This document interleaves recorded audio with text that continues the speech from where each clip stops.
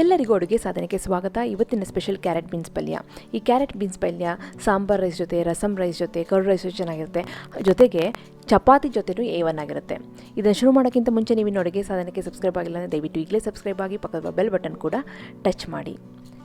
ಇಲ್ಲಿ ನೋಡಿ, ನಾನು ಒಂದು ಹಿಡಿಯಷ್ಟು ಬೀನ್ಸನ್ನು ಕಟ್ ಮಾಡಿಕೊಂಡು ಇಟ್ಕೊಂಡಿದ್ದೀನಿ, ಸಣ್ಣದಾಗಿ ಕಟ್ ಮಾಡ್ಕೊಂಡಿದ್ದೀನಿ. ಹಾಗೆಯೇ ಒಂದು ಕ್ಯಾರೆಟ್ನ ಸಣ್ಣದಾಗಿ ಕಟ್ ಮಾಡಿ ಇಟ್ಕೊಂಡಿದ್ದೀನಿ.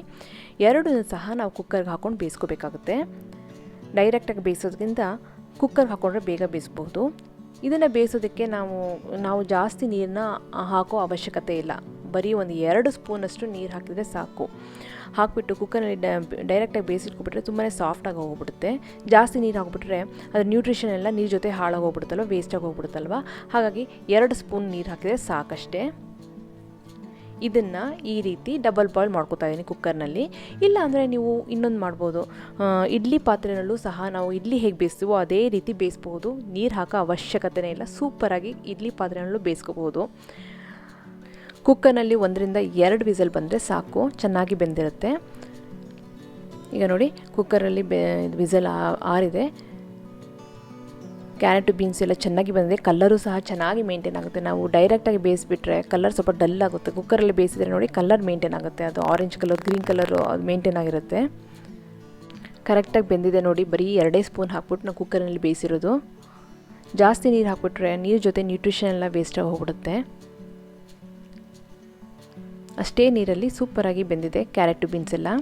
ಈಗ ನಾವು ಇದಕ್ಕೆ ಒಂದು ಮಸಾಲೆ ರುಬ್ಕೋಬೇಕಾಗುತ್ತೆ. ಅಂದರೆ ಕಾಯಿ ತುರಿನ ಮಾಡ್ಕೋಬೇಕಾಗುತ್ತೆ. ಮಿಕ್ಸಿ ಜಾರ್ನಲ್ಲಿ ಒಂದು 2 ಟೇಬಲ್ ಸ್ಪೂನಷ್ಟು ಕಾಯಿ ಚೂರು ಹಾಕ್ಕೊಂಡಿದ್ದೀನಿ. ಹಾಗೆಯೇ ಒಂದು ಅರ್ಧ ಸ್ಪೂನಷ್ಟು ಜೀರಿಗೆನ ಸೇರಿಸ್ತಾ ಇದ್ದೀನಿ. ಜೊತೆಗೆ ಇಲ್ಲಿ ಒಂದು 3 ಬೆಳ್ಳುಳ್ಳಿ ಸೇರಿಸ್ತಾ ಇದ್ದೀನಿ. ಬೆಳ್ಳುಳ್ಳಿ ಇಷ್ಟಪಡೋರು ಹಾಕೋಬೋದು, ಇಲ್ಲಾಂದರೆ ಸ್ಕಿಪ್ ಮಾಡಬಹುದು.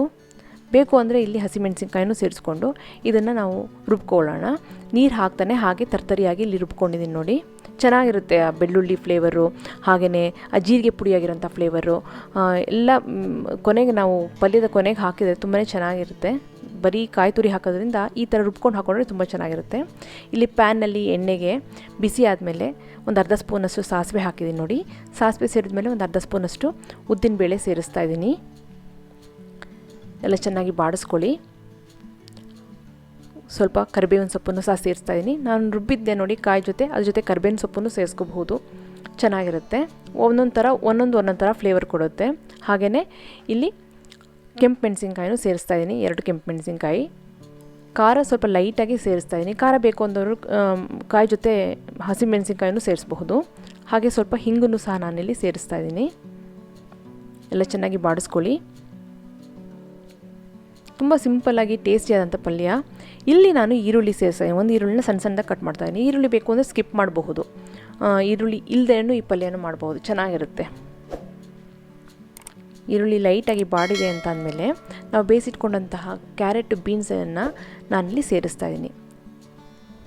ನೀರು ಅದರಲ್ಲಿ ಅಷ್ಟಿರಲಿಲ್ಲ, ಹಾಕಿದ್ದು 1-2 ಸ್ಪೂನ್ ನೀರಾಗಿರೋದ್ರಿಂದ ಅಷ್ಟು ನೀರಿರಲಿಲ್ಲ, ಚೂರು ನೀರಿತ್ತು. ಅದನ್ನು ತೆಗೆದುಬಿಟ್ಟು ಬರೀ ಕ್ಯಾರೆಟ್ ಬೀನ್ಸನ್ನು ನಾನಿಲ್ಲಿ ಸೇರಿಸ್ಬಿಟ್ಟು ಬಾಡಿಸ್ಕೊಳ್ತಾ ಇದ್ದೀನಿ ನೋಡಿ.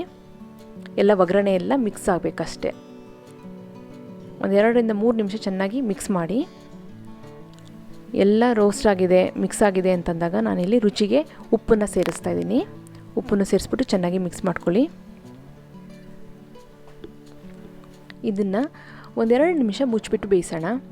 ಉಪ್ಪು ಒಗ್ಗರಣೆ ಎಲ್ಲ ಚೆನ್ನಾಗಿ ಹೀರ್ಕೋಬೇಕಲ್ವ, ಹಾಗಾಗಿ ಒಂದು 2 ನಿಮಿಷ ಆದಮೇಲೆ ಲೈಟಾಗಿ ಮಿಕ್ಸ್ ಮಾಡಿಬಿಟ್ಟು ಈಗ ನಾವು ರುಬ್ಬಿಟ್ಕೊಂಡಿದ್ವಂತಲ್ಲ ಕಾಯಿ, ಜೀರಿಗೆ, ಬೆಳ್ಳುಳ್ಳಿ, ಆ ಮಸಾಲೆನ ನಾವಿಲ್ಲಿ ಆ್ಯಡ್ ಮಾಡೋಣ. ತುಂಬಾ ಚೆನ್ನಾಗಿರುತ್ತೆ. ಬರೀ ಕಾಯಿ ತುರಿನ ಕೊನೆಗೆ ಆ್ಯಡ್ ಮಾಡೋಕ್ಕಿಂತ ಈ ಥರ ಜೀರಿಗೆ, ಬೆಳ್ಳುಳ್ಳಿ ಜೊತೆಗೆ ಹಸಿಮೆಣಸಿನ್ಕಾಯಿ, ಕರಿಬೇವಿನ ಸೊಪ್ಪು ಏನು ಬೇಕಾದರೂ ಆ್ಯಡ್ ಮಾಡ್ಕೋಬೋದು, ಚೆನ್ನಾಗಿರುತ್ತೆ. ಅದನ್ನೆಲ್ಲ ಹಾಕ್ಕೊಂಡ್ರೆ ಒಳ್ಳೆ ಫ್ಲೇವರ್ ಇರುತ್ತೆ. ಇದೆಲ್ಲ ಹಾಕ್ಕೊಂಡು ಲೈಟಾಗಿ 1ರಿಂದ 2 ನಿಮಿಷ ರೋಸ್ಟ್ ಮಾಡಿದ್ರೆ ಸಾಕು. ಜಾಸ್ತಿ ರೋಸ್ಟ್ ಮಾಡಿಬಿಟ್ರೆ ಕಾಯಿ ಎಣ್ಣೆ ಬಿಟ್ಬಿಡುತ್ತೆ. ಹಾಗಾಗಿ ಲೈಟಾಗಿ ರೋಸ್ಟ್ ಮಾಡಿಬಿಟ್ಟು ಈಗ ಫ್ಲೇಮ್ ಆಫ್ ಮಾಡಿದ್ದೀನಿ. ಫ್ಲೇಮ್ ಆಫ್ ಮಾಡಿದ ಮೇಲೆ ನಾನಿಲ್ಲಿ ಕೊತ್ತಂಬರಿ ಸೊಪ್ಪನ್ನು ಉದುರಿಸ್ತಾ ಇದ್ದೀನಿ ಅಷ್ಟೇ. ಇದನ್ನು ಮಿಕ್ಸ್ ಮಾಡಿದರೆ ಟೇಸ್ಟಿಯಾದಂತಹ ಕ್ಯಾರೆಟ್ ಬೀನ್ಸ್ ಪಲ್ಯ ರೆಡಿಯಾಗಿರುತ್ತೆ. ಸಾಂಬಾರ್ ರೈಸ್ ಜೊತೆ, ಕರ್ಡ್ ರೈಸ್ ಜೊತೆ, ರಸಮ್ ರೈಸ್ ಜೊತೆ, ಚಪಾತಿ ಜೊತೆನೂ ಸಹ ಈ ಪಲ್ಯ ತುಂಬಾ ಚೆನ್ನಾಗಿ ಹೊಂದುತ್ತೆ. ಸೂಪರಾಗಿರೋಂತಹ ಕ್ಯಾರೆಟ್ ಬೀನ್ಸ್ ಪಲ್ಯ ರೆಡಿಯಾಗಿದೆ. ನಿಮಗೆಲ್ಲ ಈ ರೆಸಿಪಿ ಇಷ್ಟ ಆಗಿದೆ ಅಂತ ಅಂದ್ಕೊಂಡಿದ್ದೀನಿ. ಖಂಡಿತವಾಗ್ಲೂ ನೀವು ಮನೆಯಲ್ಲಿ ಟ್ರೈ ಮಾಡಿ. ಹಾಗೆ ನೀವಿನ್ನೂ ಅಡುಗೆ ಸಾಧನಕ್ಕೆ ಸಬ್ಸ್ಕ್ರೈಬ್ ಆಗಿಲ್ಲ ಅಂದರೆ ದಯವಿಟ್ಟು ಈಗಲೇ ಸಬ್ಸ್ಕ್ರೈಬ್ ಆಗಿ, ಪಕ್ಕದಲ್ಲಿರುವ ಬೆಲ್ ಬಟನ್ ಕೂಡ ಟಚ್ ಮಾಡಿ. ನಿಮಗೆ ವಿಡಿಯೋ ಇಷ್ಟ ಆಯಿತು ಅಂದರೆ ಲೈಕ್ ಮಾಡಿ, ಶೇರ್ ಮಾಡಿ. ವಿಡಿಯೋ ಬಗ್ಗೆ ಏನಿಸ್ತು ಅಂತ ಕಮೆಂಟ್ ಸೆಕ್ಷನಲ್ಲಿ ದಯವಿಟ್ಟು ತಿಳಿಸಿ. ಮತ್ತೊಂದು ಇಂಟ್ರೆಸ್ಟಿಂಗ್ ರೆಸಿಪಿಯೊಂದಿಗೆ ಭೇಟಿ ಆಗ್ತೀನಿ. ಅಲ್ಲಿವರೆಗೆ thank you, bye bye, see you.